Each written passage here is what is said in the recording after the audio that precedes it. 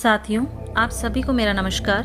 मैं वंदना आपसे बहुत ही इम्पॉर्टेंट टॉपिक पर बात करना चाहती हूँ। मेरा टॉपिक है फोकस ऑन गोल, मतलब लक्ष्य पर ध्यान केंद्रित करना। फोकस आपको आपकी मंजिल तक पहुँचा सकता है, लेकिन शर्त ये है कि आपको आपकी मंजिल पता होनी चाहिए। इट मीन्स कि आपका गोल सेट है या नहीं। हमारे गोल को अचीव करने में फोकस का बहुत बड़ा महत्व होता है। बिना फोकस के हम दिशाहीन हो जाएंगे। ये एक कहानी के माध्यम से समझते हैं। पुराने समय की बात है, एक ऋषि अपने शिष्यों को तीरंदाजी की कला सिखा रहे थे। उन्होंने लक्ष्य के रूप में एक चिड़िया रखी और शिष्यों से कहा कि इस लकड़ी की चिड़िया पर निशाना लगाओ। उन्होंने अपने पहले शिष्य से पूछा कि तुम्हें क्या दिखाई दे रहा है। तो शिष्य ने कहा कि मैं पेड़, टहनियाँ, पत्ते, आकाश, चिड़िया और उसकी आंख देख रहा हूँ। ऋषि ने उस शिष्य से इंतजार करने के लिए कहा। फिर उन्होंने अपने दूसरे शिष्य से भी वही सवाल किया। तो दूसरे शिष्य ने जवाब दिया कि मुझे सिर्फ चिड़िया की आंख ही दिखाई दे रही है। तब ऋषि ने कहा, बहुत अच्छा, अब तीर चलाओ। शिष्य ने तीर चलाया और तीर सीधा जाकर चिड़िया की आंख में लगा। अगर हम भी अपने गोल पर फोकस नहीं करेंगे तो हम भी उसे हासिल नहीं कर पाएंगे, लेकिन यदि हम अपने गोल पर फोकस करेंगे तो गोल चाहे कितना भी बड़ा क्यों ना हो, हम उसे बहुत आसानी से हासिल कर लेंगे। हम भी हमारी जिंदगी में गोल्स को अचीव कर सकते हैं, वो भी बड़ी आसानी से, और उसके लिए कुछ बातों का ध्यान भी रखना होगा और उन्हें फॉलो भी करना। गोल अचीव करना इतना आसान नहीं होता जितना आसान लोग समझ लेते हैं।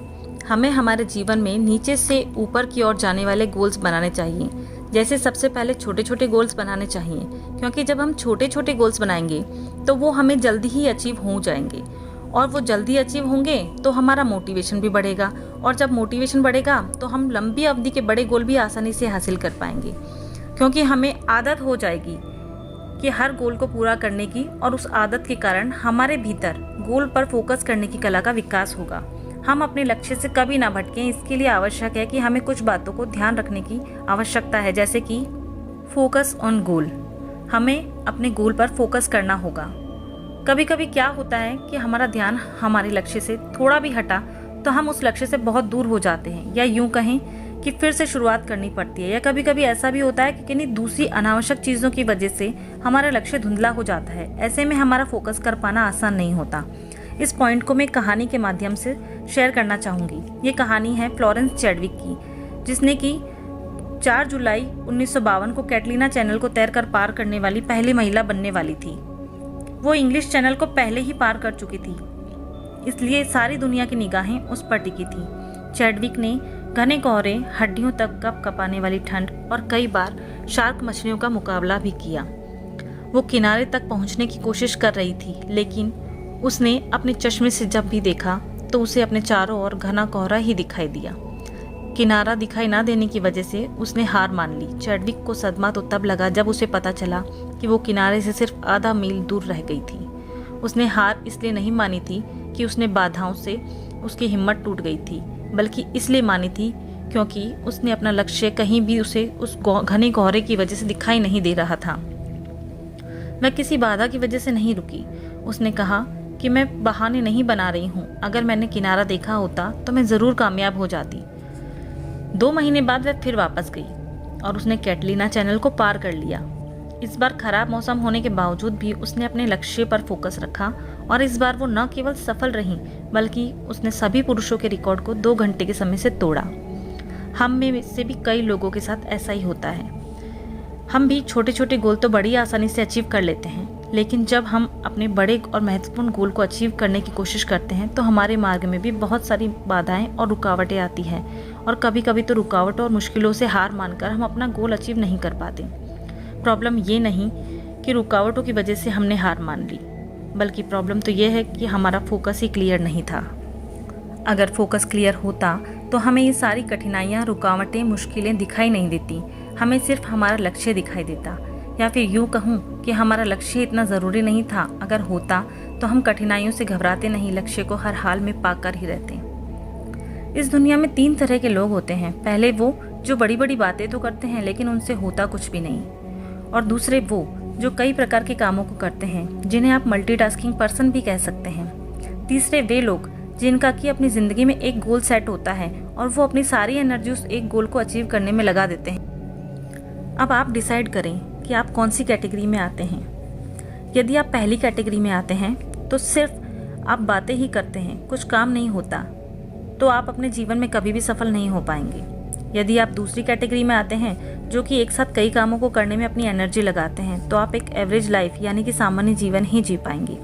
और यदि आप तीसरी कैटेगरी के लोगों में शामिल हैं, जो कि अपने जीवन में एक लक्ष्य निर्धारित करते हैं और उस लक्ष्य को पूरा करने के लिए अपना पूरा फोकस लगा देते हैं, तो कॉन्ग्रेचुलेशंस, आपका जीवन एक श्रेष्ठ जीवन है और आप दूसरों के लिए एक रोल मॉडल साबित होंगे। आपको जानकर आश्चर्य होगा कि कुछ लोगों को लक्ष्यों से कोई मतलब नहीं होता। उन्हें जिंदगी जहाँ ले जाती है, जैसे ले जाती है, वो वहाँ चले जाते हैं। उनका जीवन एक फुटबॉल की तरह होता है, जिसे जब जी चाहे कोई भी लात मारकर लुढ़काए फिरता है। मैं ऐसे लोगों से कहना चाहूँगी कि चाहे ज़िंदगी में लक्ष्यों को छोटा रखो, लेकिन ज़िंदगी में अपना एक लक्ष्य ज़रूर रखो और पूरे फोकस के साथ उसे अचीव भी करो। यदि आप पूरी लगन और मेहनत से अपना लक्ष्य हासिल करने की कोशिश करेंगे, तो निश्चित ही आपको सफलता मिलेगी, क्योंकि कोई भी लक्ष्य इंसान के प्रयासों से बड़ा नहीं। हारा तो वो है जो इंसान कभी लड़ा ही नहीं। यदि किसी व्यक्ति की जिंदगी का कोई लक्ष्य नहीं है, तो वो व्यक्ति बस जिंदगी को काट रहा है, जी नहीं रहा। परेशानी ये नहीं है कि आप गोल अचीव नहीं कर पाए, परेशानी तो ये है कि आप गोल बना ही नहीं पाए। चलिए आगे बढ़ते हैं हमारे दूसरे पॉइंट की ओर, जो है आइडेंटिफिकेशन ऑफ डिस्ट्रैक्शन, मतलब कि जो चीज़ें आपको अपने लक्ष्य से भटका रही हैं, उन चीज़ों को पहचानना। जैसे कि कंपनी ने एक टारगेट दिया और उस टारगेट को पूरा करने के लिए आपके पास 3 महीने का समय है और इस 3 महीने में आपको ये टारगेट अचीव करना है। अब क्या होता है कि जब आप अपना टारगेट अचीव करने में जुट जाते हैं, तब कठिनाइयाँ आती हैं, जैसे कि घर में कोई शादी ब्याह का होना, रिश्तेदारों के साथ घूमने चले जाना, दोस्तों के साथ पिकनिक मनाने जाना। आज नई मूवी रिलीज हुई है, आज देख लेता हूँ, कल से काम करेंगे। आज काम करने का मन नहीं है, कल कर लूँगा। आज तो ट्रेनिंग में जाके आया हूँ इसलिए थक गया हूँ, अरे भाई अब कल देखेंगे। इस तरह के कई प्रलोभन आएंगे आपको लक्ष्य से भटकाने के लिए आपके सामने। लेकिन यदि आपका फोकस ठीक जगह पर है, तो आप निश्चित तौर पर अपना टारगेट अचीव कर लेंगे, और अगर नहीं है तो हमेशा की तरह नए टारगेट का इंतज़ार करेंगे। सोशल मीडिया भी आपका ध्यान भटकाते हैं, जैसे कि जब आपका फोकस अपने लक्ष्य पर होता है या आप अपने लक्ष्य की प्राप्ति के लिए काम कर रहे होते हैं, तो व्हाट्सएप, फेसबुक, इंस्टाग्राम पर कोई भी मैसेज या पोस्ट आपका ध्यान तोड़ सकती है। और जब आप एक बार उस पोस्ट को पढ़ने बैठते हैं, तो फिर आपका मन करता है कि इसे लाइक, शेयर और कमेंट करें। फिर हम लगातार दूसरी अन्य वीडियो देखने में लग जाते हैं। इसमें हमारा ध्यान और बहुत सारा समय खराब हो जाता है और हमें पता भी नहीं चलता कि कब हम धीरे धीरे हमारे लक्ष्य से दूर हो गए और कैसे हमारा फोकस को तोड़ मरोड़ कर रख देते हैं ये सोशल मीडिया। मैं ये नहीं कहती कि सोशल मीडिया से बिल्कुल दूरी बना ले, लेकिन यदि आपको अपना फोकस अपने लक्ष्य के प्रति बनाए रखना है, तो आपको सोशल मीडिया के लिए अपना समय निश्चित करना होगा और एक निश्चित समय के भीतर ही आपको सोशल मीडिया को यूज़ करना होगा। जब हम मार्ग भटकाने वाली चीज़ों को यानी कि डिस्ट्रैक्शन को कम कर लेंगे, तब ऑटोमेटिक हमारा फोकस क्लियर रहेगा और हम सफल होने लगेंगे। तीसरा जो पॉइंट है वो है रेज योर स्टैंडर्ड, मतलब अपना मानक बढ़ाएं। इस पॉइंट को एक कहानी के माध्यम से समझने की कोशिश करते हैं। ये कहानी है एक बाज की। बाज के बच्चे ने अभी अभी उड़ना सीखा था। उत्साह से भरा होने के कारण वह हर किसी को अपनी कलाबाजियां दिखाने में लगा रहता था। तभी उसने एक पेड़ के नीचे एक सूअर के बच्चे को भागते देखा। माँ, वो देखो सूअर कितना स्वादिष्ट है ना। माँ, अभी उसका शिकार करके लाता हूँ। नहीं बेटा, माँ बोली, अभी तुम इसके लिए तैयार नहीं हो। सूअर एक बड़ा शिकार है, तुम चूहे से शुरुआत करो। चूहे से? ठीक है। बाज आज्ञाकारी था। उसने फौरन माँ की बात मान ली और जल्दी ही उसने बड़ी कुशलता के साथ चूहों का शिकार करना सीख लिया। अब उसका आत्मविश्वास बहुत बढ़ चुका था। वह अपनी माँ के पास गया और फिर सूअर का शिकार करने के लिए कहने लगा, अभी नहीं बेटा, पहले तुम खरगोश का शिकार करना सीखो। माँ ने समझाया। कुछ ही दिनों में बाज ने खरगोशों का शिकार करना भी सीख लिया। उसे पूरा यकीन था कि अब वो अपने पहले लक्ष्य उस सूअर को जरूर मार सकता है और इसी की आज्ञा लेने के लिए वो माँ के पास पहुंचा। पर इस बार भी माँ ने उसे मना कर दिया और पहले मेमने का शिकार करने के लिए कहा। बाज जल्दी ही मेमनों का शिकार करने में भी पारंगत हो गया। फिर एक दिन वह अपनी माँ के साथ डाल पर यूं ही बैठा था कि एक सूअर का बच्चा उधर से गुजरा। बाज ने अपने माँ की ओर देखा। माँ मुस्कुराई और सूअर पर झपट पड़ने का इशारा किया। बाज फौरन नीचे की ओर उड़ान भरी और उस दिन उसने पहली बार अपना मनपसंद खाना खाया। साथियों, सोचिए, अगर माँ ने पहली बार में ही उसे सूअर का शिकार करने के लिए कह दिया होता तो क्या होता?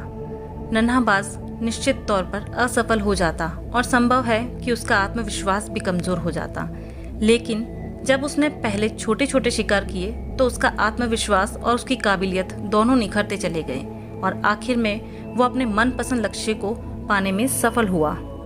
मेरे कहने का मतलब ये है कि आपने जब शुरुआत की थी तब शुरुआती दौर में जैसे रोज़ाना एक प्लान देते थे, फिर 2 प्लान पर आए, फिर 5 पर आए और धीरे धीरे आपने अपना स्टैंडर्ड बढ़ाया। और अब जब आपकी अच्छी खासी टीम है तो इस टीम के प्रति आपको आपकी जिम्मेदारी बखूबी उठानी होगी। अब यहाँ प्लान प्रेजेंटेशन से मेरा आशय नहीं है। मेरे कहने का ये मतलब है कि जिस तरह आप एक अच्छे लीडर हैं, उसी तरह से अपनी टीम के प्रत्येक नए व्यक्ति को एक लीडर बनाने का संकल्प लें। क्योंकि यदि आपकी टीम में हर व्यक्ति प्लान और प्रेजेंटेशन में माहिर होगा तो आपका नेटवर्क जल्दी ग्रो करेगा। क्योंकि जिस टीम में प्रत्येक व्यक्ति खुद योद्धा हो, उस टीम को कोई भी नहीं हरा सकता। और यदि सभी व्यक्ति प्लान प्रेजेंटेशन देना जान जाएंगे तो वे कभी भी किसी अन्य पर निर्भर नहीं रहेंगे। इससे होगा ये कि आपकी टीम का प्रत्येक व्यक्ति कमाएगा और जब वो कमाएगा तभी सही मायने में आप एक सफल लीडर कहलाएंगे। क्योंकि सफल लीडर वही है जो अपनी टीम के प्रत्येक व्यक्ति के बारे में सोचे और उसे साथ लेकर चले। हमें हमारी टीम को, हमारे प्लान को सामने वाले के दिमाग के हिसाब से समझाना चाहिए। मतलब वो जैसे समझना चाहते हैं हम उसे वैसे समझा पाएं। हमें चाहिए कि हम हमारे प्लान प्रेजेंटेशन को लोगों की ज़रूरत के हिसाब से समझा पाएं, जिससे रिजल्ट ज़्यादा अच्छे आएंगे। कहने का मतलब है कि प्लान और प्रेजेंटेशन को बार बार प्रैक्टिस करवाएं। जैसा कि ब्रूस ली ने भी कहा है कि मुझे उससे डर नहीं लगता जो 10,000 तरीके से किक मारता है, बल्कि मुझे डर उससे लगता है जो एक किक को 10,000 बार प्रैक्टिस करता है। तो हमें भी चाहिए कि हम भी नए लोगों को प्लान प्रेजेंटेशन की प्रैक्टिस करवाते रहें, क्योंकि प्रैक्टिस से ही परफेक्शन आता है। मैंने हमारे great mentor mister Devendra Sharma ji से कई चीज़ें सीखी हैं। उनमें से एक है कि वो कहते हैं कि अपने आप को प्रूव नहीं, इम्प्रूव करो। यदि अपने अंदर इम्प्रूवमेंट लाएंगे तो हमें प्रूव करने की ज़रूरत नहीं। हमें अपनी आदतें बदलने की ज़रूरत है। जिन आदतों की वजह से हम सफलता नहीं ले पा रहे हैं तो हमें उन आदतों का त्याग करना चाहिए और स्वयं में इम्प्रूवमेंट लाना होगा, तभी हम सफलता ले पाएंगे। यदि बहुत सारी प्राथमिकताएं हैं आपकी तो इसका मतलब है कि आपकी कोई प्राथमिकता नहीं है। और यदि आपके जीवन में 3 से ज़्यादा फोकस हैं तो इसका मतलब है कि आपका कोई फोकस नहीं है। जीवन में हमारा फोकस तय होना ज़रूरी है, क्योंकि तेज धूप और शक्तिशाली मैग्नीफाइंग ग्लास के बावजूद कागज को आग तब तक नहीं पकड़ सकती जब तक आप ग्लास को हिलाते रहेंगे। अगर आप उसे थोड़ी देर स्थिरता से पकड़कर प्रकाश को फोकस करेंगे तो कागज आग पकड़ लेगा। फोकस में इतनी ताकत होती है। एक बार एक यात्री एक चौराहे पर रुका। उसने एक बुजुर्ग से पूछा कि ये सड़क मुझे कहाँ ले जाएगी। तो बुजुर्ग ने पलट कर पूछा, तुम कहाँ जाना चाहते हो? उस यात्री ने कहा, मैं नहीं जानता। तो बुजुर्ग ने कहा कि तब कोई भी सड़क पकड़ लो, क्या फर्क पड़ेगा? क्योंकि जब तक हमारा गोल और उस पर फोकस डिसाइड नहीं होगा तब तक सब कुछ व्यर्थ ही है। मेरा एक सवाल है आप लोगों से, बताइए, एक आदमी 2 खरगोशों को पकड़ने की कोशिश करता है, तो बताइए वो दोनों में से पहले किसे पकड़ेगा? सही कहा आपने कि वो दोनों में से एक भी खरगोश नहीं पकड़ पाएगा, क्योंकि उसका गोल सेट नहीं था, जिसकी वजह से वो फोकस नहीं कर पाया। इस कारण दोनों खरगोशों से हाथ धोना पड़ा। ऐसा अधिकतर उन्हीं लोगों के साथ होता है जिसका जीवन में ना तो कोई लक्ष्य होता है और ना ही कोई फोकस, बस अपना जीवन दिशाहीन होकर काट रहे होते हैं। जैसा कि बिल गेट्स भी कहते हैं कि मेरी सफलता का कारण है कि मैंने बहुत कम चीज़ों पर फोकस किया। मेरी सफलता का कारण है कि मैंने बहुत कम चीज़ों पर फोकस किया। तो उसी तरह हमें भी अपनी प्राथमिकताएं तय करनी होगी, हमें भी अपने गोल सेट करने होंगे, तभी हम सफलता ले पाएंगे। At the end of this audio, I would like to tell you, set your goals and maintain your focus. Thank you.